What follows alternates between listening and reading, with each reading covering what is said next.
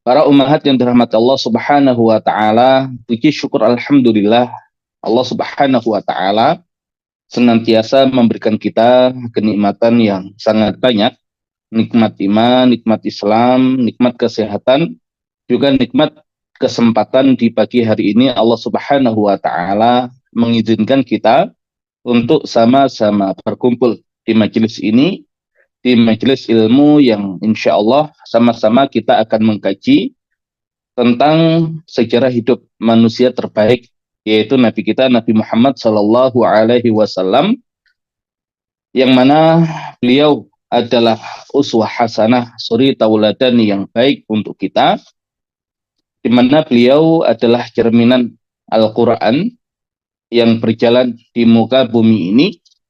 Dan juga ketika kita ingin mendalami apa yang ada di dalam Al-Quran, ya kita tidak akan bisa memahami dengan seutuhnya kalau kita tidak mengkaji kehidupan Nabi kita Nabi Muhammad Sallallahu Alaihi Wasallam, karena Al-Quran dipraktekkan dan diterapkan secara langsung di masa kehidupan beliau, dan itulah gambaran dari bagaimana kita mengaplikasikan Al-Quran di dalam kehidupan kita.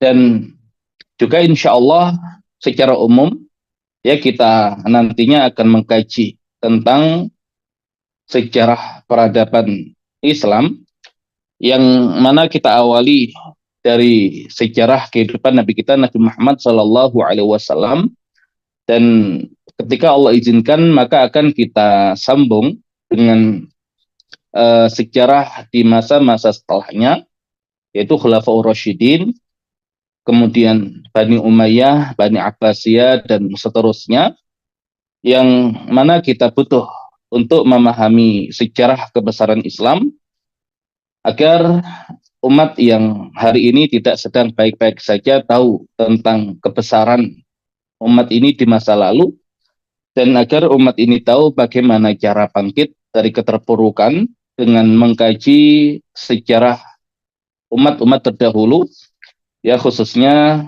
sejarah kebesaran Islam, ya karena di dalamnya ada sunatullah yang tidak akan pernah berubah, walantai jidali sunnatillahi tabdila. Kamu tidak akan dapati di dalam sunnah Allah itu adanya perubahan, walantai jidali sunnatillahi tahwila, dan kamu tidak akan dapati di dalam sunnatullah itu tahwila, ya pergantian, ya artinya sesuatu yang bersifat tetap. Ya ada sunatullah di dalam kebangkitan dan ada sunatullah di dalam kejatuhan satu umat atau satu kaum. Nah, bersyukur ketika Allah Subhanahu wa taala berikan kita kesempatan untuk mengkaji sejarah hidup manusia terbaik, yaitu Nabi kita Nabi Muhammad Sallallahu Alaihi Wasallam. Dan insya Allah di pertemuan yang perdana ini ya kita mencoba untuk menerangkan tentang urgensi mempelajari sirah nabawiyah, yang mana kedepannya akan kita kaji pembahasan kita dari kitab sirah nabawiyah yang ditulis oleh Syekh Ali As-Salabi, yang mana kitab ini adalah rangkuman dari ratusan ya kitab dari berbagai macam disiplin ilmu yang beliau rangkum ya dalam ya satu kitab ini, sehingga memang ya isinya akan sangat padat, ya isinya akan sangat dalam. Nah, sehingga saya jadikan pilihan di antara kitab-kitab sirah yang lain untuk kita jadikan pegangan ya atau panduan di dalam kita mempelajari sejarah hidup manusia terbaik, yaitu Nabi kita Nabi Muhammad Shallallahu Alaihi Wasallam. Di Muqaddimah, ya di Muqaddimah beliau terangkan banyak hal ya tentang pentingnya sirah nabawiyah. Namun saya bacakan di bagian awal yang nanti coba kita terangkan dan kita kaitkan dengan kehidupan kita hari ini. Ya karena kalau kita belajar sirah nabawiyah seperti kita belajar sejarah pada umumnya, di mana hanya mengkaji tentang kronologi dari satu peristiwa yang terjadi di masa lalu, menghafal nama, menghafal kejadian, Ya, untuk nama ini bisa nama orang, nama tempat, ya, kemudian nama-nama yang lain yang ada adalah menjadikan kita bosan ya di dalam mengkaji sejarah, padahal ya tidak demikian. Ya, tidak demikian. Makanya Al-Qur'an sendiri pun kebanyakan isinya adalah kisah ya yang dia adalah sari pati dari peristiwa sejarah yang mengandung ibrah yang diabadikan oleh Allah Subhanahu wa taala di dalam Al-Qur'an. Nah, makanya kita ya belajar sirah atau sejarah tidak sekedar belajar kronologi ya, tapi kita dalami dengan lebih dalam menjadi satu panduan, menjadi satu inspirasi dan bahkan solusi dari permasalahan yang kita hadapi hari ini. Nah, di awal setelah beliau membuka kitab beliau dengan hamdalah dan sholawat, kemudian mengutip beberapa ayat Al-Quran yang biasa dibaca juga oleh para khatib di dalam khutbah Jumat mereka. Kemudian diawali dengan penjelasan tentang pentingnya belajar sirah nabawiyah. Dia mengatakan fa inna dirasatal hadi nabawi amrun lahu ahamiyatuhu likulli muslim. Maka sesungguhnya mempelajari panduan Nabi adalah perkara yang memiliki urgensi bagi setiap muslim. Fahuwa yuhaqiqu iddata ahdafin, dan dia merealisasikan beberapa tujuan min ahammiha, di antara yang terpenting dari tujuan itu al-iqtida'u bi Rasulillahi sallallahu alaihi wasallam, mengikuti petunjuk Rasul sallallahu alaihi wasallam min khilali ma'rifati sahsiyatihi, melalui pengetahuan tentang kepribadiannya, wa amalihi, dan amalan-amalannya, wa qawalihi, dan ucapan-ucapannya, wa taqriratihi, dan persetujuan-persetujuannya, wa tuksibu al-muslima mahabbatar rasuli sallallahu alaihi wasallam wa tunammiha wa tubarikuha, dan juga menjadikan seorang muslim itu mendapatkan mahabbah ya, cinta kepada Rasul sallallahu alaihi wasallam, dan menumbuhkannya serta menghadirkan keberkahan di dalamnya, wa yata'arrafu ala hayati sahabatil kiram, ya, dan mereka juga bisa mengetahui tentang kehidupan ya para sahabat yang mulia, jahadu ma'a Rasulillah sallallahu alaihi wasallam, di mana mereka adalah orang-orang yang berjihad bersama Rasul sallallahu alaihi wasallam. Wa tad'uhu tilka dirasah limahabbatihim, ya, dan mempelajari kehidupan mereka menjadikan kita mencintai mereka, wasairi ala nahjihim wattiba'i sabilihim, juga berjalan mengikuti jejak dan jalan mereka.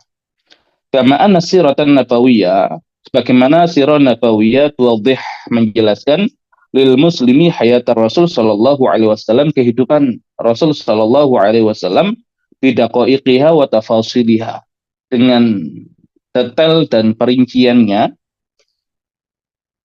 mundu wiladatihi wa hatta mautihi, dimulai sejak kelahirannya sampai meninggalnya, mururan bi tufulatihi wa syababihi, yang mengkaji kehidupan beliau dimulai ya dari kehidupan sampai meninggalnya, yang itu akan melalui masa kecilnya dan masa mudanya, wa da'watihi wa jihadi wa sabrihi, juga dakwah, jihad, dan kesabarannya, wa intisarihi ala aduihi, dan kemenangannya terhadap musuhnya, wa tudhiru biwuduhin, dan menampakkan dengan jelas annahu kana zaujan wa aban, ya, beliau adalah seorang zaujan wa aban, suami dan ayah, wa qaidan wa muhariban, seorang panglima dan juga pasukan perang, wa hakiman wa siyasian, ya, seorang pemimpin dan juga ahli politik, wa murabbiyan wa da'iyah, seorang pendidik dan juga dai,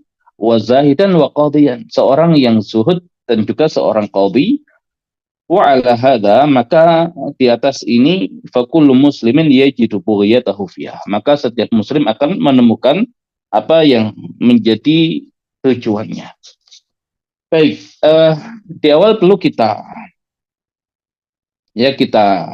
dudukkan ya pentingnya mengkaji sirah nabawiyah. Jadi Allah Subhanahu wa taala di dalam Al-Qur'an berfirman ya di surat Ar-Rahman. Ya ini surat yang menarik ya karena ya surat yang diberi nama dengan nama Allah Subhanahu wa taala Ar-Rahman, dan bahkan untuk Ar-Rahman ini dia menjadi satu ayat ya tersendiri. Kalau nama-nama Allah Subhanahu wa taala yang lain biasanya dimunculkan di dalam satu ayat bersanding dengan nama yang lain atau penjelasan dari pembahasan yang lain. Tapi untuk nama Ar-Rahman disebutkan tersendiri menjadi satu ayat dan dinamakan surat ini dengan ya nama surat Ar-Rahman. Dan kita tahu Ar-Rahman adalah nama Allah Subhanahu wa taala yang disebutkan pertama kali di dalam mushaf Al-Qur'an ya Bismillahirrahman. Dan rahmat Allah yang begitu besar, begitu luas, tidak hanya untuk orang beriman, bahkan ya untuk seluruh makhluk-makhluknya, untuk seluruh hamba-hambanya, untuk seluruh manusia. Dan apa sih rahmat Allah Subhanahu wa taala yang terbesar itu? Ya maka diterangkan di dalam surat Ar-Rahman, Ar-Rahman 'allamal Qur'an. Ya rahmat Allah Subhanahu wa taala yang terbesar adalah mengajarkan Al-Qur'an, baru kemudian khalaqal insan, menciptakan manusia. Nah, kalau kita mendalami tentang ya penciptaan manusia, kita akan dapati rahmat Allah yang luar biasa di dalam penciptaan manusia. Tapi ternyata ada rahmat yang lebih besar yang bisa kita lihat ya di dalam pengajaran Al-Qur'an ya untuk manusia. Dan ulama menjelaskan ayat ini tidak berkaitan dengan tartib zamani, urutan yang berkaitan dengan waktu. Kenapa? Ya kalau urutan yang berkaitan dengan waktu, ya tartib zamani, harusnya manusianya diciptakan terlebih dahulu, kemudian baru diajarkan Al-Qur'an. Tapi di sini Allah Subhanahu wa taala terangkan ta'limul Qur'an, pengajaran Al-Qur'an, baru khalqul insan, baru penciptaan manusia. Maka yang ada adalah tartib rutabi, urutan yang berkaitan dengan kedudukan. Jadi yang lebih utama didahulukan, baru kemudian yang berikutnya. Nah, maka seolah nikmat ta'limul Quran itu jauh lebih besar dibandingkan nikmat khalqul insan, penciptaan manusia. Dan juga disimpulkan seolah manusia itu belum akan menjadi manusia kalau dia tidak mempelajari Al-Quran. Dan seolah manusia itu tidak akan mendapatkan kebahagiaan, ya tidak di akhirat, ya tidak di dunia, kalau dia tidak menjalankan petunjuk Allah dari apa yang ada di dalam Al-Quran. Ya maka Al-Quran ini adalah rahmat dan kasih sayang Allah yang Allah hadirkan untuk kita agar menjadi sebab kebahagiaan kita di dunia dan ya di akhirat. Ya karena Allah tidak butuh ibadah kita, Allah tidak butuh ketaatan kita, tapi ketika Allah hadirkan aturan-aturan di dalam kitab sucinya, maka ya semata-mata yang demikian adalah bentuk rahmatnya untuk hamba-hambanya, untuk manusia ya secara keseluruhan. Ya bahkan dikatakan oleh ulama, seandainya ada seorang yang menerapkan Al-Quran di dalam hidupnya, walaupun dia tidak beriman, maka dia akan mendapati kebaikan di dunia, ya walaupun dia tidak mendapatkan kebaikan di akhirat. Jadi siapapun yang menerapkan Al-Quran akan mendapatkan manfaatnya, ya akan mendapatkan ya hasil dan kemaslahatannya, ya walaupun dia tidak beriman. Tapi bayangkan kalau yang mengkaji Al-Quran itu seorang yang beriman, dia mendapatkan kebaikan di dunia dan ya dia juga mendapatkan kebaikan di akhirat. Ya makanya kalau kemudian kita berdoa, Rabbana atina fid dunya hasanah wa fil akhirati hasanah wa qina adzabannar. Wahai Rabb kami, berikan kepada kami kebaikan di dunia dan kebaikan di akhirat, dan jauhkan kami dari ya siksa api neraka.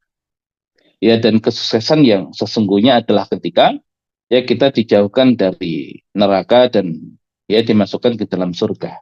Faman zuhzih 'anil nar wa udkhilal jannah faqad faz. Maka barang siapa yang dijauhkan dari siksa api neraka dan dimasukkan ke dalam surga, maka sungguh dia telah sukses, telah beruntung.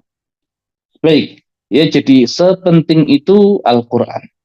Ya karena manusia adalah makhluk yang luar biasa. Kemudian Allah Subhanahu wa taala berikan akal untuk manusia, ya di mana akal manusia ini cakupannya sangat luas sekali. Yang hari ini ketika kita sedikit-sedikit mengatakan tidak masuk akal, nah itu kita merendahkan dan meremehkan ciptaan Allah yang bernama manusia dengan nikmat akal yang Allah berikan di dalamnya, ya karena cakupan akal sangat luas sekali. Ya walaupun nanti ada ranah yang lebih luas, yaitu ranah yang bersifat ghaibiyat, hal-hal yang gaib. Tapi akal pun punya ranah yang sangat luas sekali. Ya bahkan mukjizat pun adalah sesuatu yang dia masih masuk ke dalam uh, cakupan akal.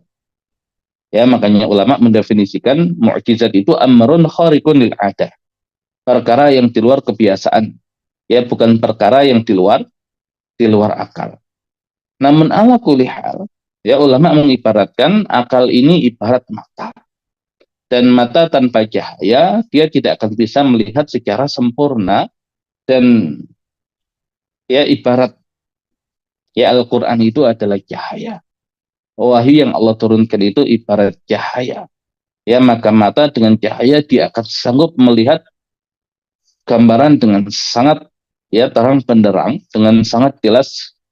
Dan itulah kondisi manusia ketika dia padukan akalnya dengan bimbingan cahaya wahyu Al-Quran ya dari Allah Subhanahu wa taala. Nah, terus bagaimana cara kita menerapkan Al-Quran? Ya maka kita butuh panduan bagaimana Al-Quran diterapkan di dalam kehidupan. Ya dan Al-Quran di dalam kehidupan itu ya wujudnya adalah Nabi kita Nabi Muhammad Shallallahu Alaihi Wasallam. Ya karena Bunda Aisyah ketika ditanya tentang akhlak Nabi, dan akhlak ini adalah capaian tertinggi dari manusia. Ya makanya kalau kita belajar iman, ya nanti ujungnya buahnya adalah akhlak. Makanya kenapa yang Allah puji dari Nabi Muhammad Shallallahu Alaihi Wasallam ya adalah akhlaknya, bukan yang lain. Wa innaka la'ala khuluqin azim. Dan sesungguhnya engkau Muhammad berada di atas akhlak yang agung. Ya seolah-olah ya akhlak inilah yang menjadi capaian pribadi ya dari seorang manusia. Dan beliau adalah manusia yang luar biasa, dan capaian tertingginya adalah akhlak yang bahkan di atas akhlak yang agung. Ya di atas akhlak yang agung. Nah, beliau adalah Al-Quran yang berjalan. Quranun yamshi. Ya, sebagaimana yang dikatakan oleh para ulama, dan bahasa Bunda Aisyah adalah kana khuluqul Quran. Ya, akhlaknya adalah Al-Quran. Nah, kita lihat ya Al-Quran ini bagaimana bekerja di masa Nabi Muhammad Shallallahu Alaihi Wasallam ketika diterapkan dengan benar. Dan kita lihat di zaman kita, apakah Al-Quran sudah diterapkan dengan benar? Ya, kalau ternyata sudah benar, ya harusnya hasilnya sama. Tapi kalau ternyata belum benar, nah ini yang menjadikan kita perlu belajar kembali. Bagaimana sih Al-Quran diterapkan dengan benar. Nah, karena kalau kita lihat karakter Al-Quran, ya kalau kita lihat karakter Al-Quran, maka karakter Al-Quran itu adalah ya mengangkat. Ya dia mengangkat di dunia, ya dia mengangkat di akhirat. Ya maka dikatakan oleh Nabi kita Nabi Muhammad Shallallahu Alaihi Wasallam terkait dengan peran Al-Quran di kehidupan akhirat. Yuqalu li sahibil Quran, dikatakan kepada sahibil Quran, iqra wartaqi warattil kama kunta turattil fid dunya fa inna manzilataka inda akhir ayatin taqra'uha. Dikatakan kepada sahibul Quran, baca dan naik. dan tartilkan Al-Quran seperti kamu mentartilkan Al-Quran di dunia, karena manzilamu tergantung pada akhir ayat yang kamu baca. Nah, ini peran Al-Quran di kehidupan akhirat. Nah, adapun peran Al-Quran di dalam kehidupan dunia, ya di dalam kehidupan dunia adalah sabda Nabi Muhammad Sallallahu Alaihi Wasallam, Inna Allah yarfa'u bi hadzal kitab aqwaman wa yadha'u bi akharin. Sesungguhnya Allah Subhanahu wa taala mengangkat kaum-kaum disebabkan karena Al-Qur'an, dan menjatuhkan kaum yang lain ya juga karena disebabkan ya interaksi mereka dengan Al-Qur'an. Nah, Nabi Shallallahu alaihi wasallam dengan para sahabat, ya mereka ini generasi yang diangkat dengan Al-Qur'an atau tidak? Ya, maka kita bisa mengatakan mereka adalah generasi yang diangkat dengan dengan Al-Qur'an. Dan apa bukti? Ya, apa bukti mereka ini adalah generasi yang diangkat ya dengan Al-Qur'an?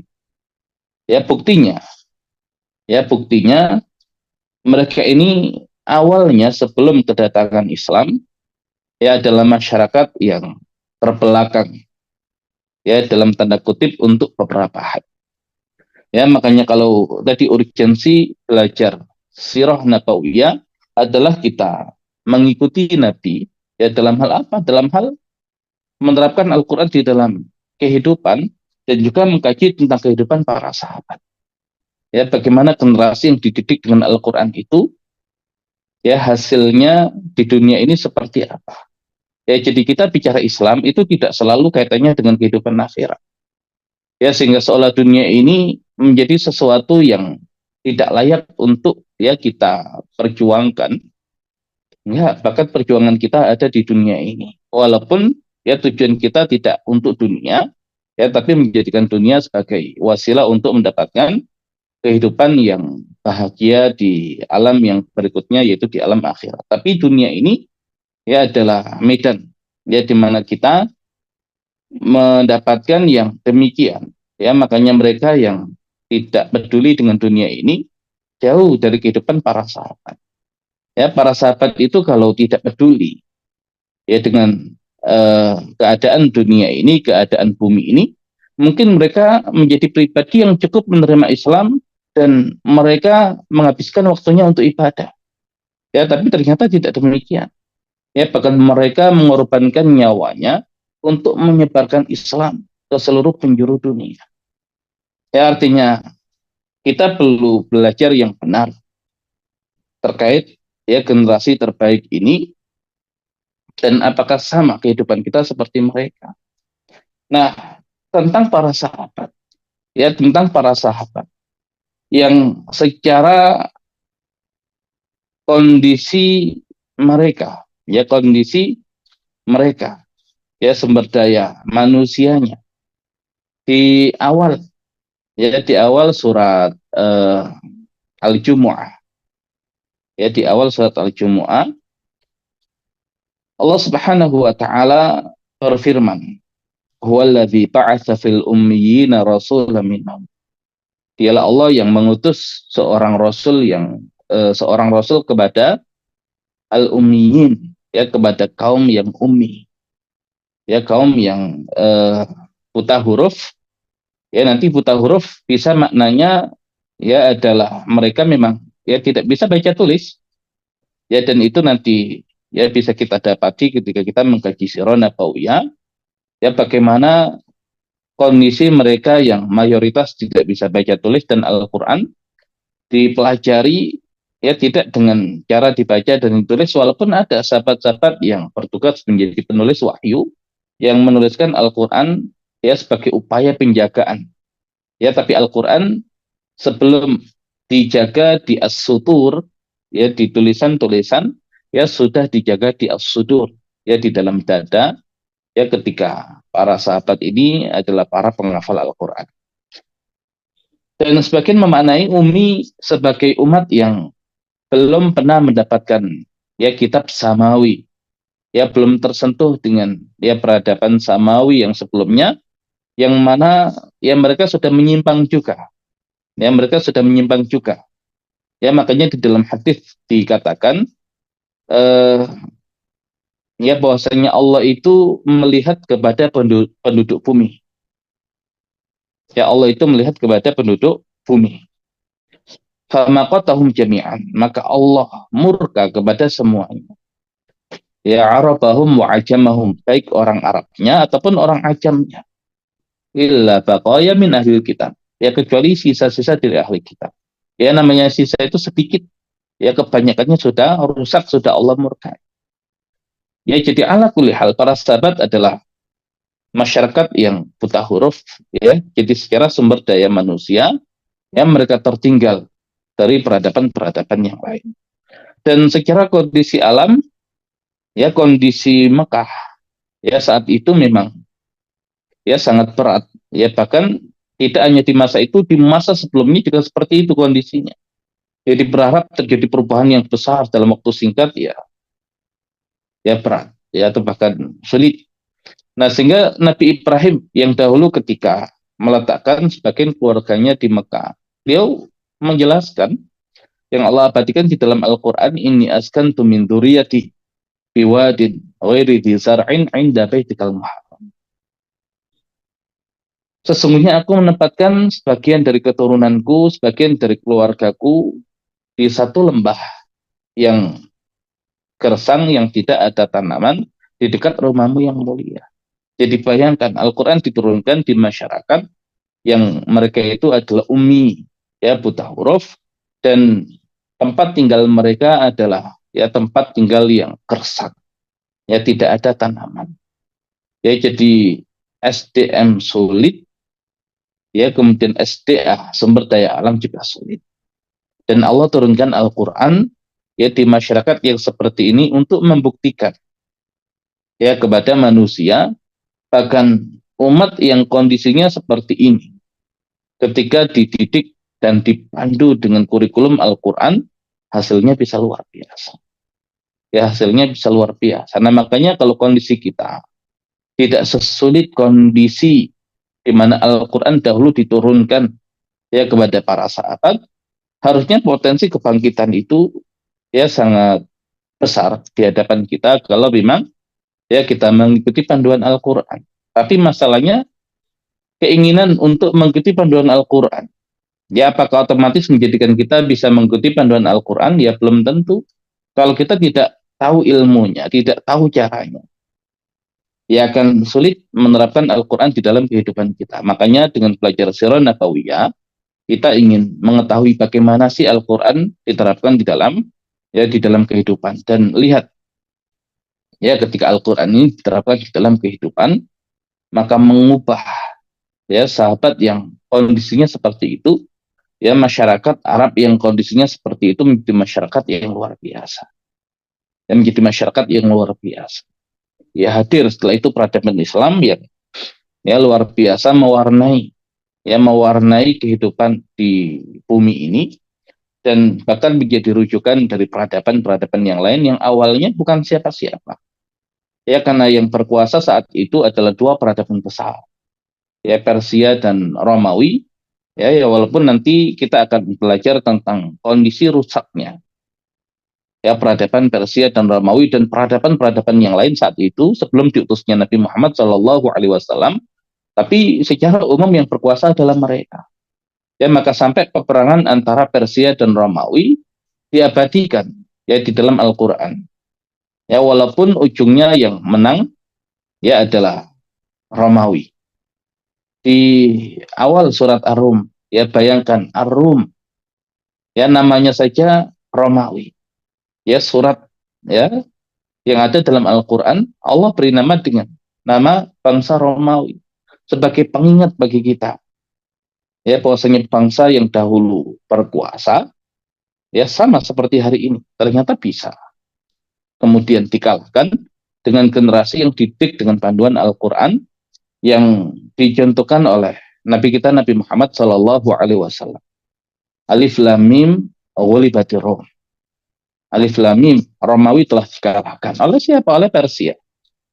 Fi adnal ardi wa hum min ba'di ghalabim sayaghlibun. Ya di tempat yang paling dekat, ya kan dikatakan saat itu peperangan yang paling dekat dengan Jazirah Arab antara Persia dan Romawi, dan juga tempat yang paling rendah di muka bumi.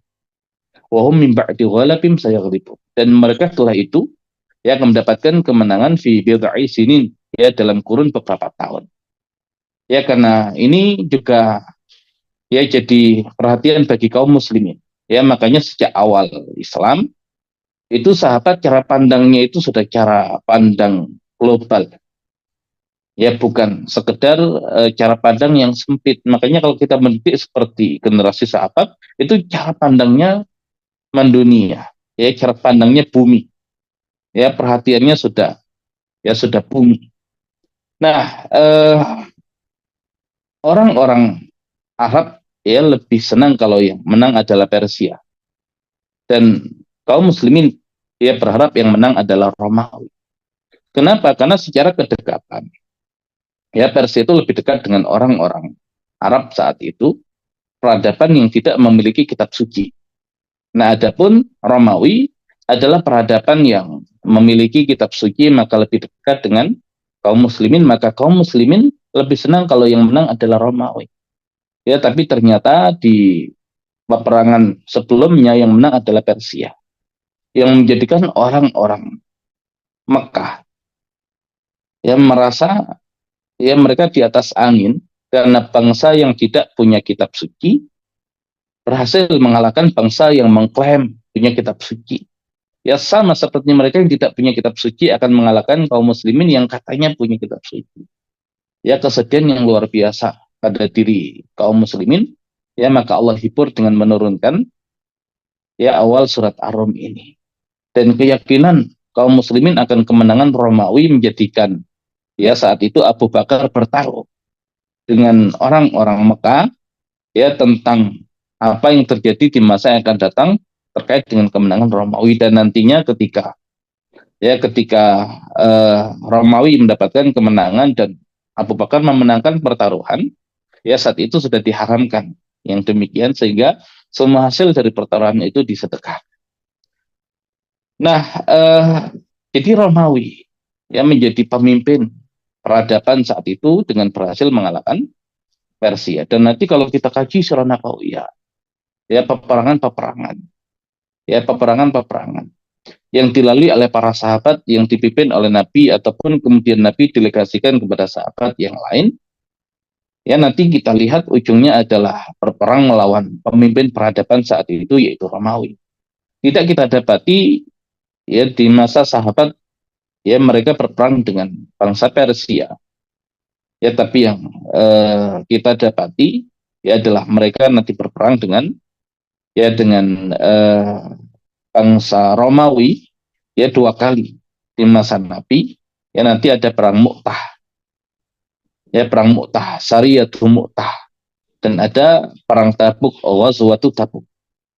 Ya Mu'tah Sariyah. Kenapa? Karena Nabi tidak ikut ya di dalam peperangan itu. Ya Nabi delegasikan kepemimpinan kepada beberapa orang sahabat. Ya kemudian nanti Ghazwah Tabuk langsung dipimpin oleh Nabi. Dan lihat ya ketika Nabi itu mengajari sahabat dengan strategi militer dan kemampuan berperang yang luar biasa, 3.000 pasukan ya Sariyah Mu'tah melawan 200.000 pasukan gabungan Romawi dan Ghazasina, ya ternyata 3.000 sahabat berhasil ya memunculkan kerugian yang besar di tubuh kaum atau bangsa Romawi. Ya walaupun oleh Khalid bin Walid nanti ditarik mundur pasukan ini, ya dan Nabi mengatakan ketika pasukan ini dicap sebagai furor orang-orang yang kabur dari medan perang, tapi Nabi mengatakan mereka bukan furor, mereka adalah kuror. Ya orang-orang yang menarik diri untuk berangkat kembali. Dan nanti di perang Tabuk 30.000 pasukan yang bisa dibawa oleh Nabi yang menjadikan Romawi tidak datang ya di dalam peperangan itu. Ya seolah menegaskan ya militer yang terkuat yang sangat ditakuti saat itu adalah militer kaum muslimin. Makanya kalau hari ini kita melihat pencapaian satu bangsa, ya satu peradaban, ya nanti di militer, ya di kekuatan militer. ya sebagai acuan dan tolok ukurnya. Makanya hari ini kalau kita katakan ya Amerika dan Rusia atau sebelumnya ya pasukan sekutu dan ya Uni Soviet militernya, ya makanya semua kecanggihan teknologi menjelmanya itu di kekuatan militer. Nah kita lihat kekuatan militer muslimin hari ini, ya tapi lihat di zaman Nabi, ya makanya ya dikatakan ya Islam itu tidak disebarkan ya dengan kekerasan, ya sehingga kita memperkuat militer itu untuk maksa orang masuk Islam, bukan, ya tapi kita butuh kekuatan militer untuk menjamin ya aturan Allah itu bisa ditegakkan dengan baik dan keadilan itu bisa diterapkan secara maksimal di muka bumi ini. Kita lihat ya kekuatan kita hari ini. Padahal di masa Nabi itu kekuatan muslimin sudah menjadi kekuatan nomor satu. Ya di masa-masa selanjutnya juga demikian. Ya di masa selanjutnya demikian. Ya terus bahkan kemudian nanti di akhir-akhir ini ya semakin turun, semakin turun, semakin turun. Dan ini juga perlu kita analisa.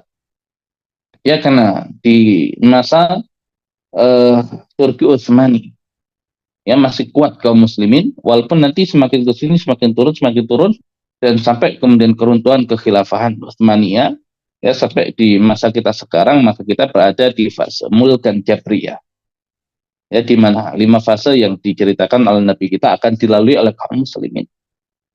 Ya, yang pertama adalah an-nubuwah di masa kenabian. Kemudian al-khilafah ala minhaj nubuwah, kekhilafan di atas manhaj Nabi masa khulafaur rasyidin, mulkan adon, ya bukan lagi kekhilafan tapi kerajaan, tapi Islam masih kuat. Ya kemudian kita sekarang di mulkan jabriyah. Ya tapi ya bersyukur kemudian di fase yang kelima yang disampaikan oleh Nabi kita Nabi Muhammad SAW, di mana beliau ketika menyampaikan informasi maka sumbernya adalah wahyu. Ya sebagaimana di awal-awal surat An-Najm, wa may yantiqu 'anil hawa in huwa illa wahyu yuha. Ya tidaklah dia menyampaikan berdasarkan hawa nafsunya, ya tapi yang disampaikan adalah wahyu yuha, wahyu yang diwahyukan. Ya maka masa di hadapan kita adalah al-khilafah ala minhajin nubuwah. Tapi kita berada di kondisi yang paling rendah. Nah, kalau kemudian kita mundur melihat, oh ternyata khilaf ala minhajin nubuwah di fase yang kedua itu dipersiapkan oleh fase an-nubuwah, ya masa-masa kenabian. Ya maka kita belajar sirah nabawiyah untuk menyiapkan yang demikian juga.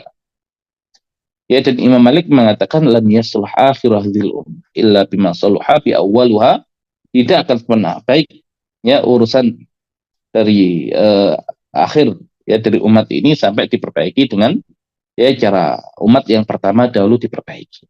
Jadi kalau umat ini ingin baik, ingin bangkit, lihat bagaimana umat yang pertama dahulu diperbaiki oleh Nabi Shallallahu Alaihi Wasallam melalui kurikulum Al-Quran yang Allah hadirkan ya sebagai panduan di dalam kehidupan. Dan di masa Nabi ya umat Islam sudah menjadi pemimpin peradaban dunia, ya menjadi kekuatan militer yang sudah ditakuti.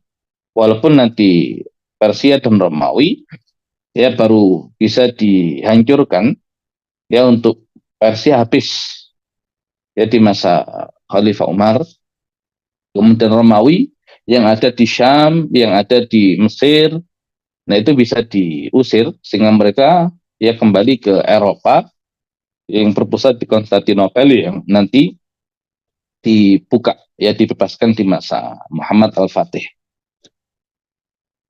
Baik ya, jadi kalau kita ditanya sahabat ini generasi yang diangkat dengan Al-Quran atau bukan, ya maka jawabannya iya.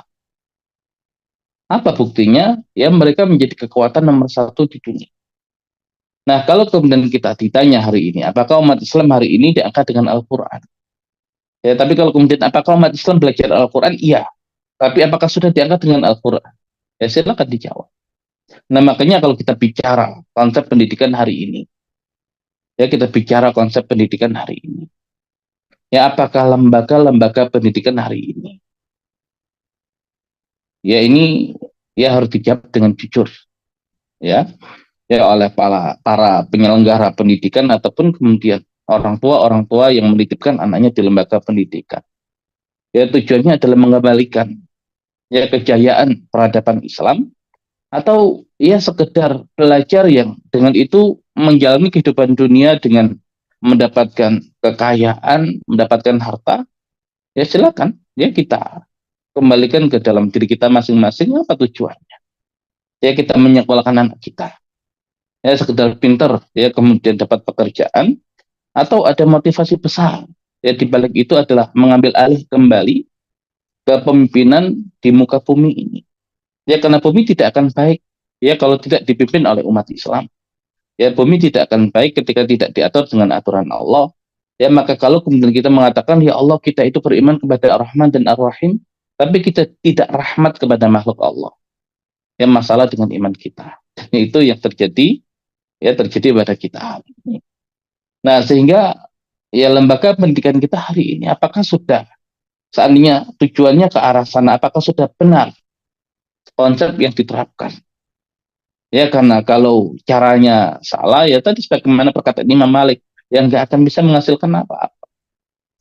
Ya makanya kalau sekedar ya mendirikan lembaga pendidikan terbaik nomor satu, tapi nomor satunya itu sesuai kebutuhan umat Islam atau bukan? Ya kalau bukan ya bukan itu. Nah sehingga kita perlu mengembalikan dan menghadirkan kembali ya bahkan di tataran pendidikan apa yang bisa mengembalikan ya kejayaan kaum muslimin. Ya dan kalau ternyata hari ini belum ada, ya sudah berarti kita harus cari bagaimana caranya. Ya bagaimana caranya. Nah ini perjuangan yang luar biasa. Ya Nabi membutuhkan 23 tahun ya untuk menghadirkan kebangkitan itu. Ya dan ya kita pun ya bersyukur ada Al-Qur'an. Ya bersyukur ada Al-Qur'an. Ya walaupun kita bukan nabi, tapi berusaha untuk menghadirkan yang demikian. Ya kalau kemudian sekedar menghadirkan nomor satu sudah ciplak saja nomor satu hari ini. Ya dan uniknya ketika bangsa Persia dan Romawi itu yang berkuasa, umat Islam tidak diajari ya dengan cara belajarnya orang Persia, cara belajarnya orang Romawi. Yang diajarkan Al-Quran. Nah kalau kemudian kita hari ini, ya universitas di dunia, ya Oxford, Cambridge segala macam, ya kita tiru kurikulum mereka untuk bangkit. Tidak ada ceritanya. Al-Quran nggak begitu. Ya tidak begitu. Ya walaupun ya kita tidak boleh menutup mata dengan capaian ilmu hari ini, ya tetap ya kemudian harus kita eh, ikuti yang demikian. Tapi kalau ya konsep pendidikannya ya kita ciplak dari mereka dan kita tinggalkan Al-Quran, nah ini yang bermasalah. Maka kita harus bisa ya mendudukkan ya masing-masing di mana letak ilmu-ilmu itu. Ya dan konsep serta kurikulum yang kita terapkan apakah sesuai dengan panduan Al-Quran atau tidak. Nah ini pentingnya kita belajar sirah nabawiyah. Nah makanya kalau kita nanti buka ya Al-Quran kita, ya kita buka Al-Quran kita, ya kita akan dapati dua hal yang mengangkat ya dari Al-Quran. Di surat Al-Mujadilah ayat yang ke-11, Allah Subhanahu wa taala berfirman, "Yarfa'illahu alladhina amanu minkum walladhina utul ilma darajat." Niscaya Allah Subhanahu wa taala mengangkat orang-orang yang beriman di antara kalian dan orang-orang yang berilmu dengan beberapa derajat. Ya, jadi ada iman, ada ilmu. Dan bahkan nanti bacaan sahabat mulia Abdullah bin Mas'ud, beliau membaca, "Yarfa'illahu alladhina amanu minkum." Niscaya Allah Subhanahu wa taala mengangkat orang-orang yang beriman di antara kalian.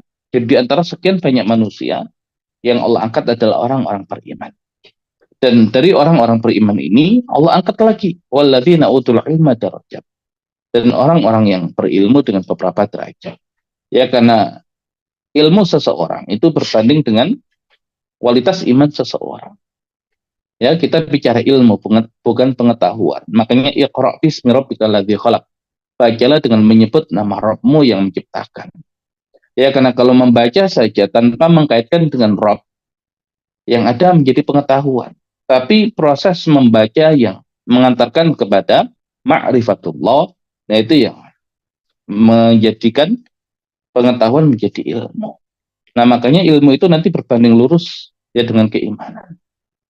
Innama yakhsyallaha min ibadil ulama. Sesungguhnya yang punya khasyah kepada Allah di antara para hambanya adalah ulama, orang-orang yang punya ilmu. Ya, dan ternyata konteks munculnya ulama ini ya di pembahasan tentang ya ilmu-ilmu yang berkaitan dengan ciptaan Allah. Ya, makanya ilmu itu ada ilmu tentang Allah, ilmu tentang perintah dan larangan Allah, dan ilmu tentang ciptaan Allah. Dan ketiga hal ini yang harus dikuasai oleh kaum muslimin hari ini. Lah kita kebanyakan tadi ya menjadikan ilmu itu dikotak-kotakkan dan tidak terkait satu dengan yang lain.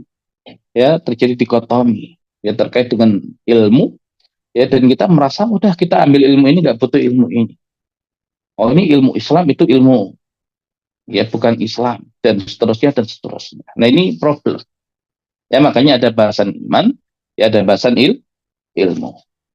Baik, ya kalau kita kembali ke yang ada di buku, jadi urgensi yang pertama itu adalah kita bisa ya tidak ya mengikuti Nabi Muhammad Shallallahu Alaihi Wasallam.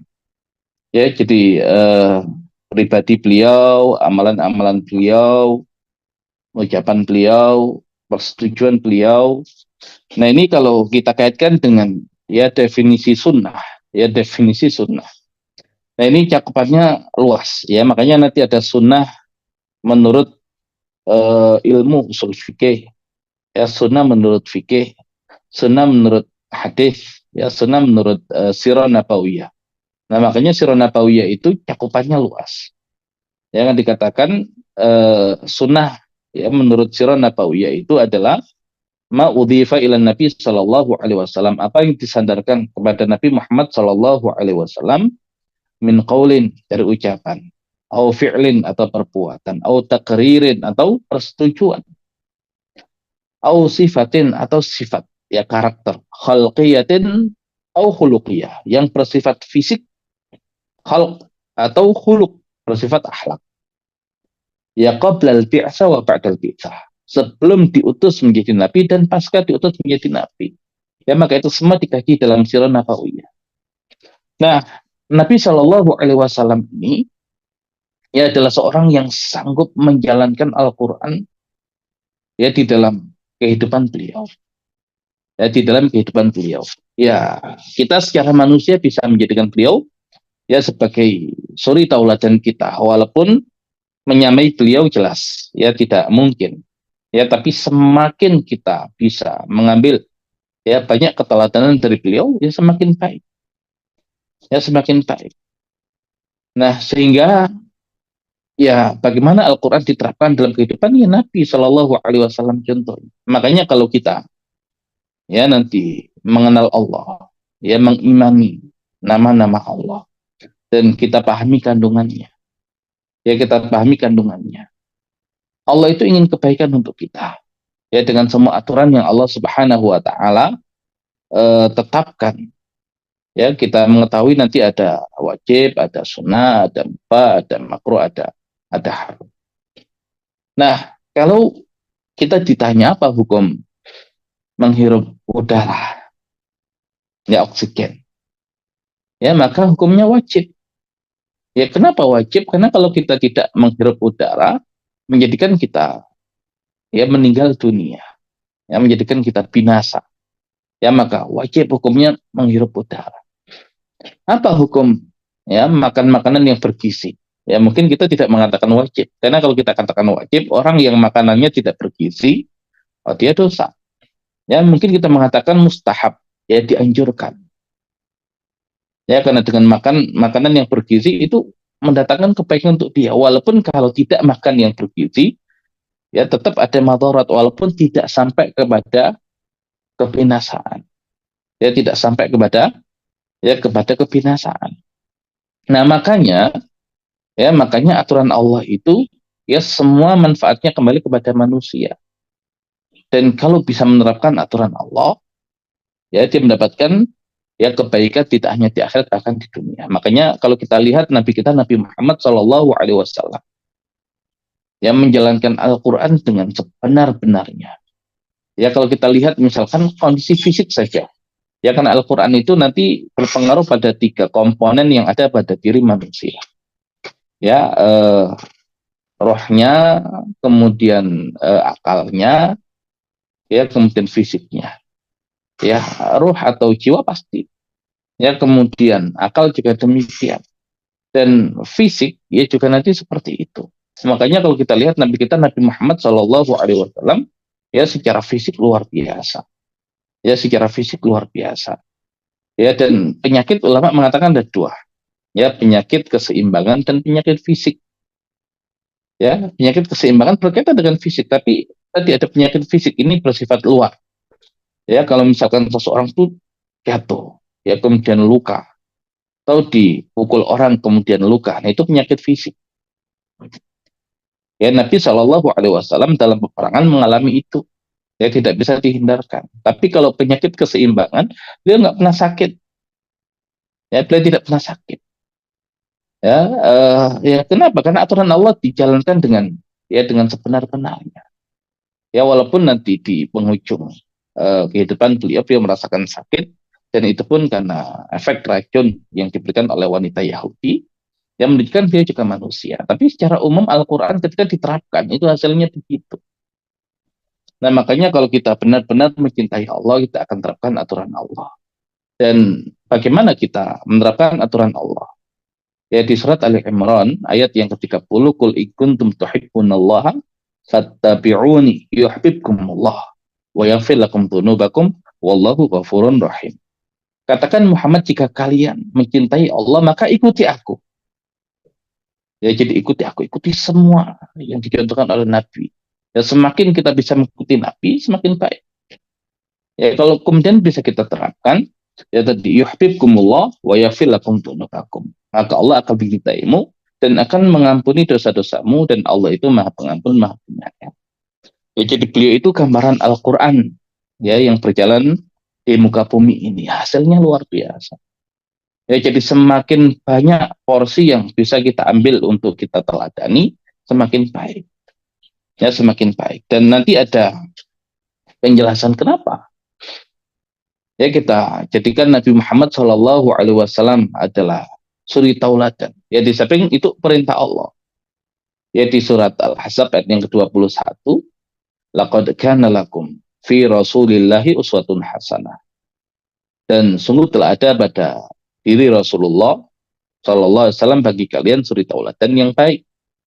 Ya dikatakan beliau layak dan ya sejalan untuk dijadikan sebagai suri tauladan, ya karena 5 hal, ya beberapa yang bisa kita jadikan kriteria tadi ada 5 hal. Yang pertama, beliau adalah tokoh yang memang benar adanya, ya bukan fiktif, ya tokoh yang memang benar adanya. Nah makanya insya Allah ketika kita mengkaji tentang kisah-kisah Al-Quran, ya semua kisah yang ada di dalam Al-Quran itu nyata, ya pernah terjadi dalam sejarah kehidupan manusia. Walaupun Al-Quran bukan kitab sejarah, makanya tadi yang diambil oleh Al-Quran adalah ya saripati dari sejarah yang mengandung pelajaran bagi umat manusia. Ya makanya dikatakan inna hadza lahuwal qasasul haq. Ya sesungguhnya ini adalah kisah yang hak, kisah yang benar, kisah yang nyata. Ya bukan asatirul awwalin. Ya makanya kalau ada orang yang kemudian kita ini meneladani dewa-dewa, ya Zeus, ya kemudian eh, ya semua yang tadi ya menjadi legenda orang-orang Yunani, ya dari dewa-dewa mereka dijadikan sebagai teladan dalam kehidupan. Lah mereka tidak ada, ya mereka tokoh yang tidak nyata. Bagaimana kita meneladani tokoh yang dia tidak pernah ada dalam kehidupan dunia ini? Atau orang-orang Hindu, kita ini ya mengikuti atau meneladani Krishna sebagai titisan dari Dewa Wisnu, ya dan seterusnya dan seterusnya. Lah itu tokoh yang fiktif, nggak ada. Asatirul awalin, dongeng. Ya gimana kita ikuti sesuatu yang tidak pernah ada dalam kehidupan ini. Tapi Nabi Muhammad Shallallahu Alaihi Wasallam adalah tokoh yang benar-benar ada. Ya secara ilmiah terkonfirmasi kebenarannya. Nggak ada orang yang kemudian mengatakan Muhammad itu tokoh fiktif, nggak ada. Beliau manusia yang ya secara valid ya dipastikan ya tokoh yang memang ada, ya bukan mengada-ada, bukan tokoh yang fiktif. Nah itu yang pertama. Yang kedua, ya beliau itu adalah manusia, ya sama seperti kita. Qul innama ana basyarun mithlukum. Ya maka selalu dikatakan, katakan Muhammad, sesungguhnya aku adalah manusia seperti kalian. Ya walaupun orang-orang Arab saat itu meminta, kenapa tidak nabi saja yang diturunkan? Ya kenapa tidak nabi saja? Tidak malaikat saja yang diturunkan. Kenapa harus manusia? Ya dan ini sebetulnya juga yang menjadi penjelasan kenapa nabi itu kok manusia, tidak malaikat saja. Lah seandainya nabi itu malaikat dari makhluk dari jenis yang lain, kemudian dijadikan sebagai suri tauladan, maka manusia akan mengatakan lah itu kan malaikat, kita manusia, ya nggak mungkin manusia itu bisa mengikuti malaikat, nggak mungkin. Ya makanya kenapa Nabi Shallallahu Alaihi Wasallam itu manusia seperti kita, ya sehingga memungkinkan untuk kita teladan. Qul innama ana basyarun mithlukum, katakan sesungguhnya aku adalah manusia seperti kalian. Lah misalkan kemudian tetangga kita, ya orang-orang Nasrani, ya suri tauladan mereka Nabi Isa Yesus yang dalam keyakinan mereka adalah anak Tuhan. Lah bagaimana anak Tuhan ya diteladani? Ya bagaimana anak Tuhan diteladani? Ya atau Buddha misalkan ya menjadi Tuhan. Ya, bagaimana Tuhan diteladani? Ya tapi kalau Nabi Muhammad Shallallahu Alaihi Wasallam dia manusia sama seperti kita, ya sama seperti kita, sehingga memungkinkan untuk kita teladan. Ya jadi bagaimana kemudian menghadirkan kebutuhan jiwa, menghadirkan kebutuhan akal, menghadirkan kebutuhan fisik, itu kita bisa meneladani beliau. Kan beliau manusia sama seperti kita. Kemudian yang berikutnya, kenapa beliau yang dijadikan sebagai teladan? Ya karena ya beliau tidak memiliki cacat ya dalam hidupnya, tidak ada aib ya sedikit pun dalam kehidupannya. Nah makanya sehebat apapun orang, kalau kemudian ada aib, nah itu menjatuhkan ya semua kehebatan dan kemuliaan. Ya makanya kalau kemudian orang hari ini menjadikan fulan sebagai idolanya, fulan sebagai idola. Ya mereka menutup mata tentang kehidupan fulan itu yang bermasalah. Hanya melihat satu dimensi kehidupan saja, ya seolah-olah kemudian menjadi pribadi yang luar biasa. Tapi kalau dilihat secara keseluruhan peran hidupnya, nah apakah yang begini layak untuk dijadikan ya sebagai suri tauladan? Ya tapi lihat Nabi kita Nabi Muhammad Shallallahu Alaihi Wasallam, ya beliau manusia sempurna, ya manusia tanpa cacat ya dalam kehidupannya, ya sehingga layak untuk dijadikan sebagai ya sebagai teladan bagi kita. Nah kemudian ya yang keempat, ya sejarah kehidupan beliau tercatat dengan sangat lengkap, ya maka Sirah Nabawiyah membuktikan itu. Ya di Al-Quran ada kisah Nabi Adam, ada kisah Nabi Nuh, ada kisah Nabi Ibrahim, ada kisah Nabi Musa, ada kisah Nabi Isa. Tapi apakah tercatat secara lengkap kehidupannya? Tidak. Ya maka tidak memungkinkan bagi kita untuk menjadikan mereka sebagai suri tauladan kita dalam artian di semua kehidupannya, nggak mungkin. Ya kenapa? Karena tidak tercatat kehidupannya secara sempurna. Tapi beda dengan Nabi kita Nabi Muhammad Shallallahu Alaihi Wasallam, ya semua kehidupannya tadi tercatat secara sempurna. Ya makanya bahkan Sirah Nabawiyah yang membahas tentang kehidupan beliau qoblal bi'tsa wa ba'dal bi'tsah. Sebelum kenabian dan pasca kenabian. Ya tercatat secara sempurna. Ya kemudian yang kelima, ya dimensi kehidupan beliau itu sangat luas. Ya sehingga tadi ya beliau adalah seorang suami, ya beliau seorang ayah, ya beliau seorang panglima, beliau seorang pasukan, beliau seorang pemimpin, beliau seorang ahli politik, ya seorang pendidik, seorang dai, ya seorang qadhi dan seterusnya dan seterusnya. Ya beliau dibilang ya kaya juga pernah tadi. Ya di rumahnya selama beberapa bulan ya api tidak pernah menyala. Yang ada adalah dua benda hitam. Ya api, air dan kurma. Ya sebagai makanannya. Ya dibilang kaya juga cara hidupnya begitu. Tapi dibilang miskin, ya beliau juga tadi ketika dapat wadimah, ya ada bagian khusus ya seperlima untuk Nabi atur dan dari seperlimanya untuk Nabi, ya untuk kemaslahatan kaum muslimin yang beliau atur. Ya dan orang kaya tahu bagaimana cara memanage ya, harta. Ya belajar dari Nabi.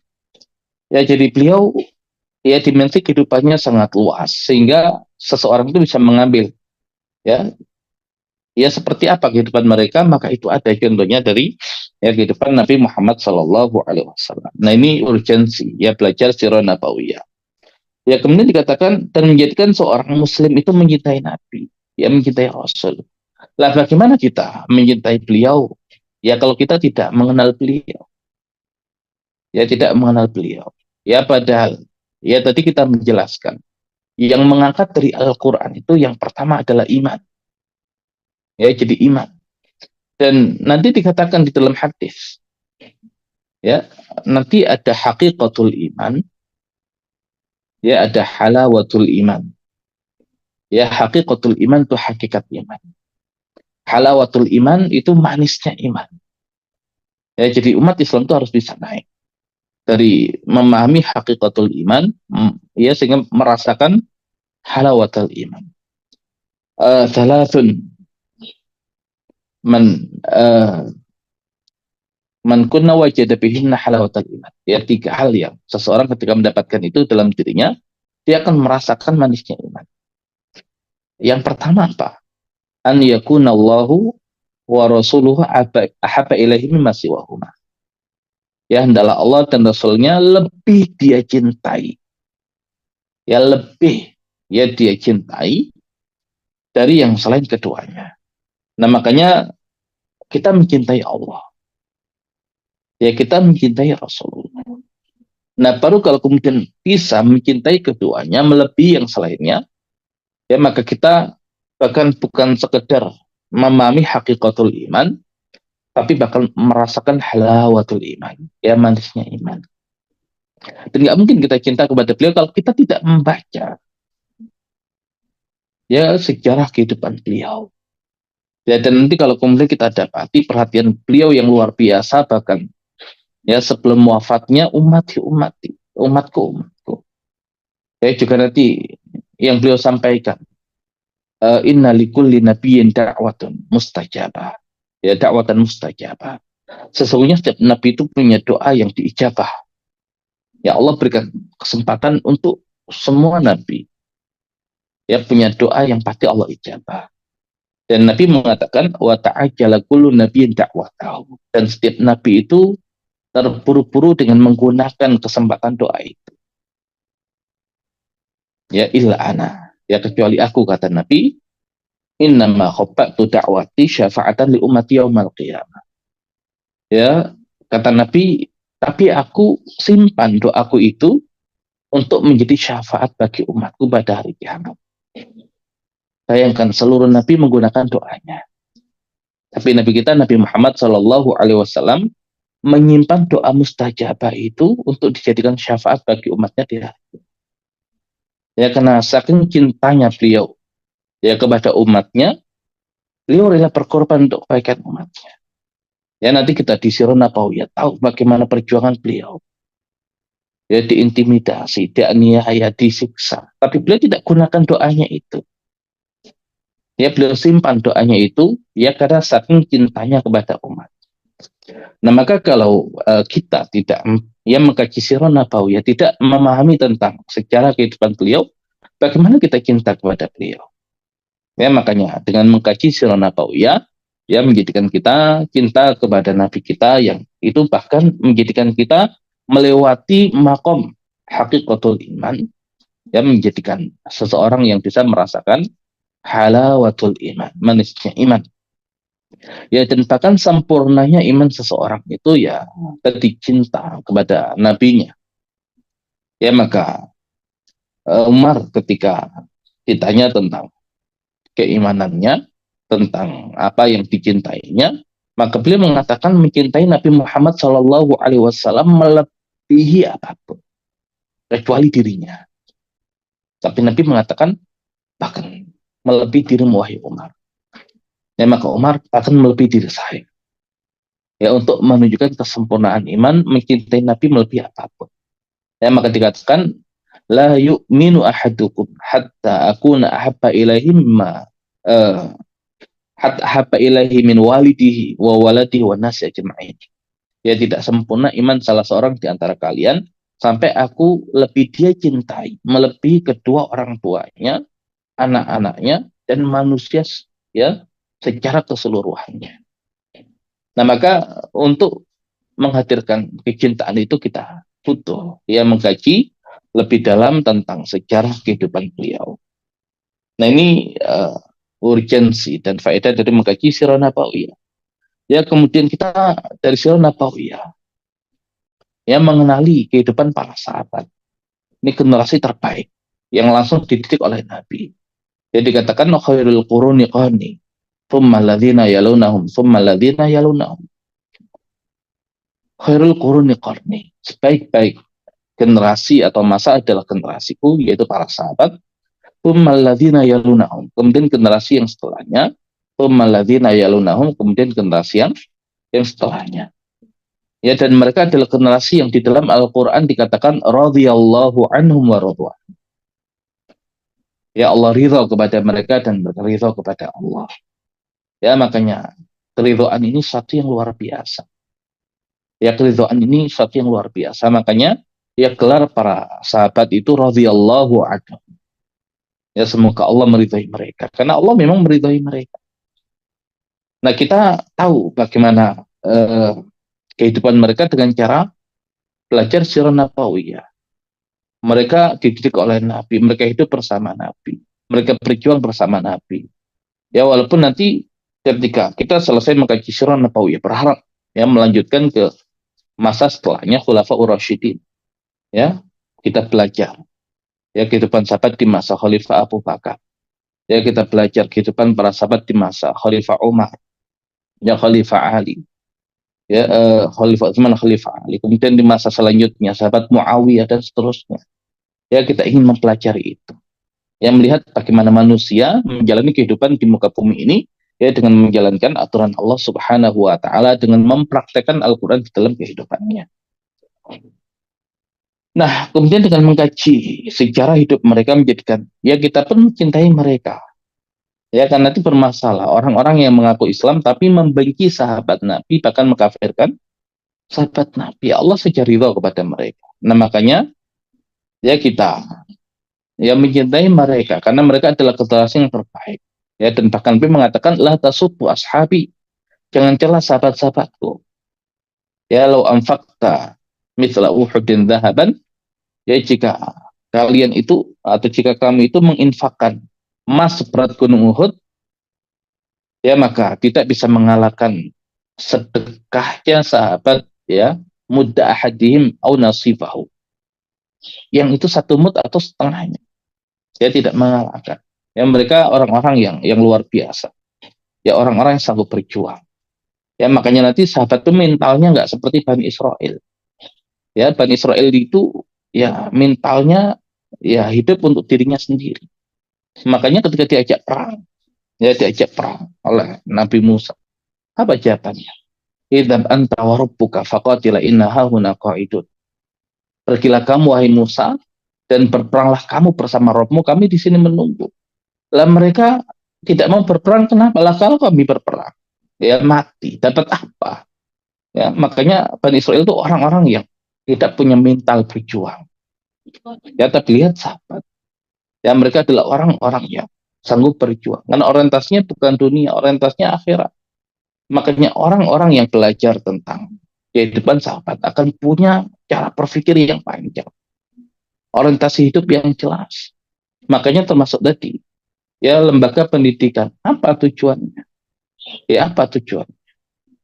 Ya kalau tidak ya untuk membawa kebangkitan Islam, untuk menyiapkan ya untuk kehidupan yang selanjutnya.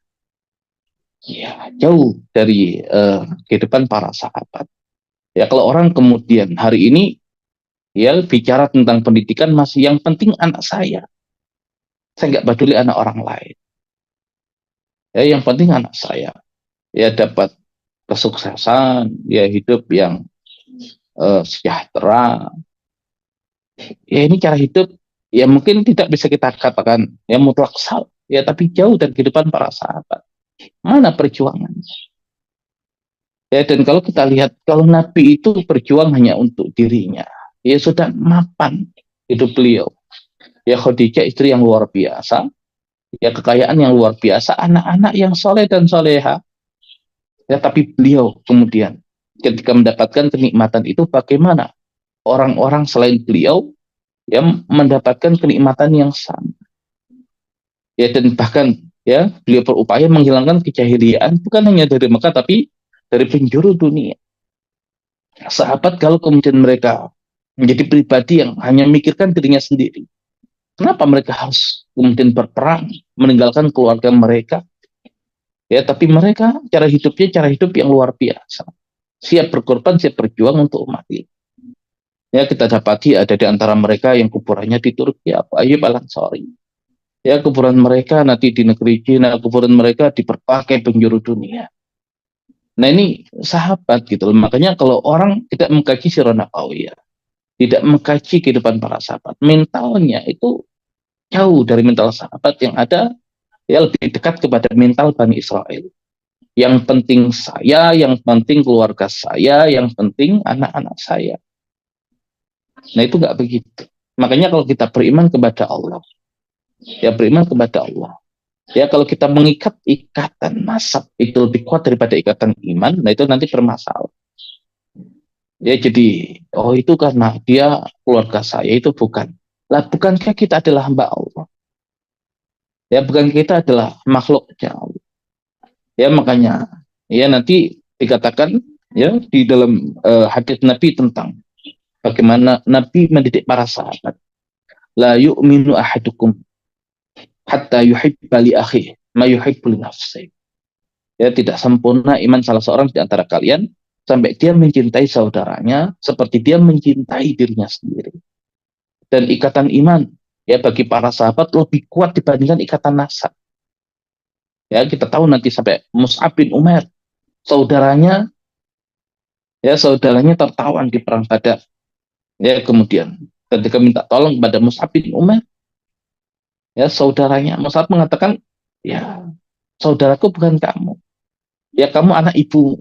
Ya saudaraku ini mereka orang-orang Ansor. Ya jadi ya mereka bisa mendudukan ikatan iman itu jauh lebih besar daripada ikatan nasab. Iya keluarga kita punya hak atas kita, tapi tidak boleh kemudian kita tempatkan nasab itu lebih tinggi daripada ikatan iman. Ya itu yang menjadikan orang tidak punya mental berjuang, yang ada ya menjadi orang-orang yang hanya memikirkan dirinya sendiri, ya memikirkan anak-anaknya sendiri.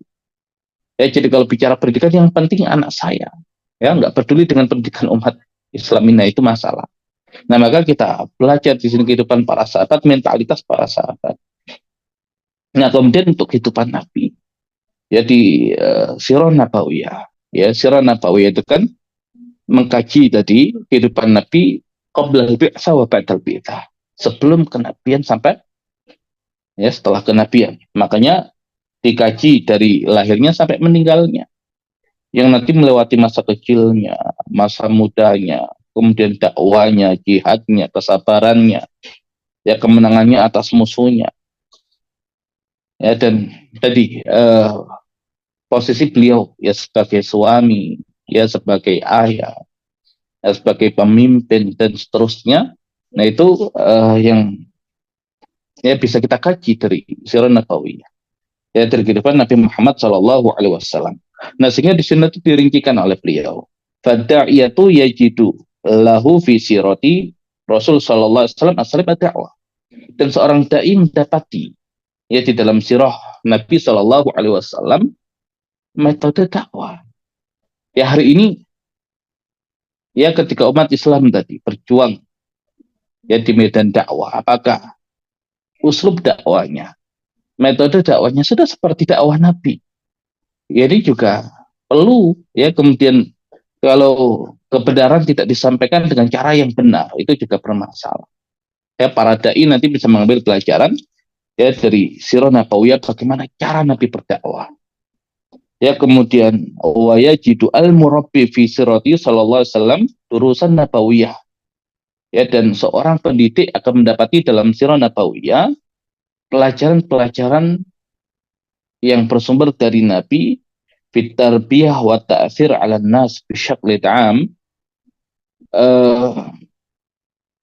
ya tarbiyah dan pengaruh ya bagi manusia secara umum, wa 'ala ashabi alladzi rabbahum 'ala yadihi, ya, dan para sahabat yang langsung dididik melalui tangan Nabi. Ya, pendidik tahu bagaimana cara mendidik. Maka Nabi itu dai, Nabi itu murabbi. Ya, kemudian dikatakan juga di sini wa yajidu al-qaid al-muharib fi sirati sallallahu alaihi wasallam nizaman muhkaman wa manhajan daqiqan fi funun qiyadatil juyush wal qabail wa syu'ub wal umam. Dan seorang qaid, seorang panglima, seorang pemimpin, ya seorang pasukan perang tahu dari sirah nabawiyah aturan yang kokoh dan metode yang detail di dalam seni memimpin ya tentara, kabilah, bangsa dan umat. Nah, itu didapati dalam sirah nabawiyah. Ya, kemudian wa ta'allamu minha as-siyasi kaifa kana sallallahu alaihi wasallam yata'amal ma'a asyad husumihi as-siyasiyin al-munharifin. Ya, seorang ahli politik dari sirah nabawiyah, dia tahu bagaimana cara berinteraksi bahkan dengan lawan politiknya. Ya, lawan politiknya. Dan kita tahu ya di zaman Nabi ada orang-orang munafik yang luar biasa. Ya, nanti kita lihat peran orang munafik ya ketika kita belajar sirah nabawiyah. Orang-orang Yahudi. Ya, tapi Nabi bagaimana bermuamalah dengan mereka? Nah, ini di politik harus tahu. Makanya ya nanti ketika kita belajar misalkan ketika Abdullah bin Ubay bin Salul. Ya, Abdullah bin Ubay bin Salul ketika mendapati konflik antara sahabat Muhajirin dengan Ansor, ya kemudian dia manfaatkan momentum itu dengan mengatakan samin kalbak ya ulung. Gemukkan anjing kalian, ya maka dia akan memakanmu. Dan dia mengatakan la yukhrijannal azu minal azab. Ya, nanti kalau sampai di Madinah, orang yang mulia akan mengusir orang yang hina. Maksud dia yang mulia, dia yang hina Nabi Muhammad. Sampai Allah turunkan surat Al-Munafiqun yang membahas yang demikian. Nah, bagaimana Nabi kemudian ya berinteraksi dengan orang-orang seperti ini? Umar mengatakan, wahai Rasulullah, utus Abbad bin Bishr untuk memenggal kepalanya. Ya, bahkan sampai anaknya Abdullah bin Ubay bin Salul, yaitu Abdullah bin Ubay bin Salul, ya mengatakan kepada Nabi, wahai Rasulullah, ya saya mendengar ada keinginan engkau membunuh ayah saya. Kalau engkau memang benar ingin membunuh ayah saya, ya maka biar saya saja yang membunuh. Kalau orang lain nanti saya merasakan ada perasaan saya kepada orang itu, ya biarkan saya saja yang membunuh. Sampai seperti itu. Tapi Nabi nanti mengatakan kepada Umar, wahai Umar, apa kata orang? Ya kalau aku membunuh dia, bahwasanya Muhammad membunuh sahabat, dibiarkan oleh Nabi. Ya, turun ayat Al-Munafiqun. Gak cukup itu, dia sebarkan hadithul ifki. Ya Allah turunkan nanti ya beberapa ayat surat An-Nur menjelaskan tentang kesucian Bunda Aisyah, yang akhirnya kemudian orang-orang membenci Abdullah bin Ubay bin Salul. Maka Nabi mengatakan, wahai Umar, lihat bagaimana kalau dahulu aku membunuhnya, tapi lihat sekarang saatnya aku pun ingin membunuh dia. Maka yang membunuh dia adalah orang Madinah sendiri. Nah, ini ya bagaimana bersiasat. Ya, bagaimana bersiasat. Makanya ya nanti Syekh Munir Ghabbad ya punya buku namanya At-Tarbiyah As-Siyasiyah, ya min Sirah An-Nabawiyah. Ya, pendidikan politik dari Sirah Nabawiyah. Ya, atau kemudian kalau pemimpin tarbiyah qiyadiyah. Ya, tarbiyah qiyadiyah. Ya, kepemimpinan, pendidikan kepemimpinan ya dari sirah nabawiyah. Ya, nanti ada at-tarbiyah al-jihadiyah. Ya, pendidikan jihad dari sirah nabawiyah. Nah, kemudian dikatakan dan para ulama, ya, wa yajidul ulama fiha, dan para ulama mendapati di dalam sirah nabawiyah ma yu'inuhum ala fahmi kitabillah ta'ala.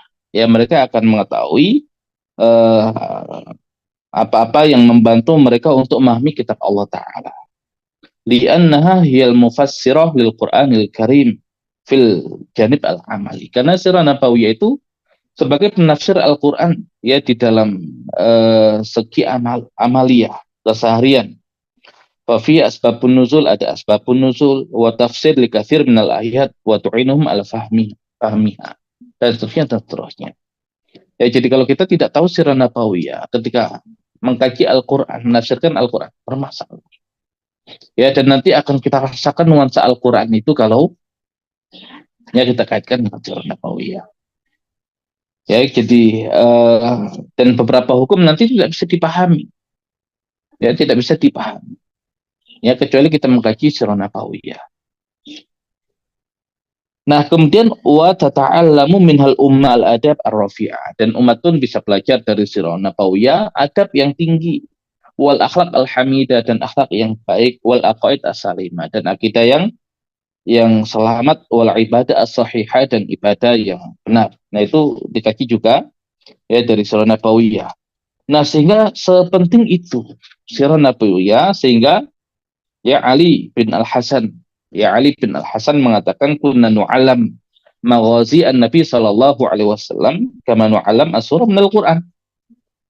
Ya, jadi sampai dikatakan ya oleh anak-anak sahabat, kita itu diajari peperangan Nabi sallallahu alaihi wasallam sebagaimana ya kami diajari satu surat dari Al-Qur'an. Walaupun maksud dari maghazi adalah sirah secara keseluruhan, ya, tapi saking pentingnya peperangan itu. Ya, karena kalau kita memahami peperangan di masa Nabi, kita akan paham tadi. Ya, tujuan dari perjuangan. Ya, karena kalau salah nanti salah juga kesimpulannya. Ya, akhirnya umat Islam itu umat yang suka berperang, umat yang menyebarkan agama dengan peperangan. Enggak demikian. Ya, kemudian Muhammad bin Abdullah berkata, sami'tu ammi az-Zuhri yaqul, saya mendengar paman saya Az-Zuhri berkata, fi ilmil maghazi ilmu dunia wal akhir ilmu akhir wa dunia. Di ilmu maghazi, di ilmu sirah nabawiyah, di ilmu peperangan Nabi, ilmu akhir wa dunia, tersimpan ilmu akhirat dan ilmu dunia. Ya, kemudian berkata Ismail bin Muhammad bin Sa'ad ya bin Nabi Waqqas. Ya, berarti cucunya Sa'ad bin Nabi Waqqas. Kana abi yu'allimuna maghazi Rasulillah sallallahu alaihi wasallam. Dahulu ayah saya mengajarkan kita peperangan Rasul sallallahu alaihi wasallam. Ya'udduha alaina, ya, menyebutkannya pada kita, hadhihi wa yaqul hadhi ma'athir abaikum, ini adalah peninggalan ayah-ayah kalian, fala tudayyi'u dzikraha, maka jangan sia-siakan ya untuk mengingatnya. Ya, jadi jangan abaikan ya untuk mengingatnya. Nah, kemudian inna dirastal hadi an-nabawi fi tarbiyatil ummah wa iqamati daulah. Ya, sesungguhnya kajian al-hadi an-nabawi, petunjuk Nabi di dalam pendidikan umat dan iqamati daulah, mendirikan negara. Yusa'idul ulama, yang membantu ulama, wal qadah, dan para panglima, wal fuqaha, ya, dan para ahli fikih, wal hukam, para pemimpin, ala ma'rifati at-tariq ila izil Islam wal muslimin, ya, akan menjadikan mereka tahu ya jalan untuk mengembalikan izzah dari kaum muslimin, ya, Islam dan muslimin, min khilal ma'rifati awamilin nuhud, ya, dengan memahami tentang faktor-faktor kebangkitan, wasbab as-sukut, ya, dan sebab-sebab kejatuhan. Nah, itu semua nanti ada, ya, bagaimana Nabi, ya, nanti kalau kita kaitkan dengan Al-Quran, ada fase perbaikan individu, ada fase perbaikan keluarga dan masyarakat, ada fase perbaikan negara. Ya, Islam yang mengatur yang demikian. Ya, dan bagaimana kita tahu ya cara yang seperti itu? Ya caranya tadi mengkaji sirah nabawiyah. Ya, kemudian nanti di peristiwa hijrah itu ada ya proses perencanaan yang luar biasa. Ya, proses perencanaan yang luar biasa. Ya, itu juga menjadi pelajaran. Jadi tidak selalu kemudian ya kita ini tidak berikhtiar, ya langsung kemudian kita tawakal kepada Allah, itu bukan tawakal. Ya, maka ada tawakul, ada tawakul. Ya, tawakul itu sok-sok tawakal tapi bukan tawakal. Ya, Nabi berikhtiar maksimal. Bisa Nabi itu kemudian meminta Allah untuk mendatangkan kemenangan, tapi ada proses perjuangan yang harus dilalui dalam sirah nabawiyah. Nah, sehingga ya di sini juga dinukilkan tadi surat eh, ya An-Nur ayat 55 dan 56 ya tentang tamkin ya di muka bumi. Ya tamkin di muka bumi. Ya bagaimana cara menghadirkan tamkin itu? Ya bagaimana menghadirkan tamkin itu? Dan selanjutnya tadi diterangkan tentang ya detail dari apa yang disampaikan di awal ya tentang pentingnya sirah nabawiyah. Dan tadi di penghujung ya kemudian beliau terangkan bahwasanya kitab ini ya diambil dari berbagai macam sumber disiplin ilmu, ya tafsir, hadis dan yang lain-lain, dan ya juga tadi disarikan dari ya dari ratusan ya kitab-kitab para ulama, ya makanya insya Allah ya kitab yang ya untuk kedalaman insya Allah dalam, ya insya Allah dalam. Dan kalau kita eh, tempatkan ya buku Sirah Nabawiyah Syekh Ali As-Salabi, dia bahkan di atas ya sirah kronologis, ya karena sudah ada fikih sirahnya dan ya sentuhan serta inspirasi ya dari sirah itu. Jadi bagi yang ya sudah belajar sirah, maka ini level yang berikutnya. Dan bagi yang baru pertama belajar sirah, ya tidak ada masalah insya Allah. Ya kronologinya kita kaji, kemudian kita terangkan untuk fikih sirahnya, dan bahkan ya inspirasi-inspirasi yang bisa kita ambil ya dari peristiwa yang ada di dalam ya sirah nabawiyah. Nah, nanti insya Allah di pertemuan selanjutnya kita masuk di pasal yang pertama, ahamul ahdas at-tarikhiyah. Ya peristiwa-peristiwa penting, ya peristiwa sejarah penting min qablil bi'tsah hatta nuzul al-wahyi. Ya dari sebelum bi'tsah sampai turunnya wahyu.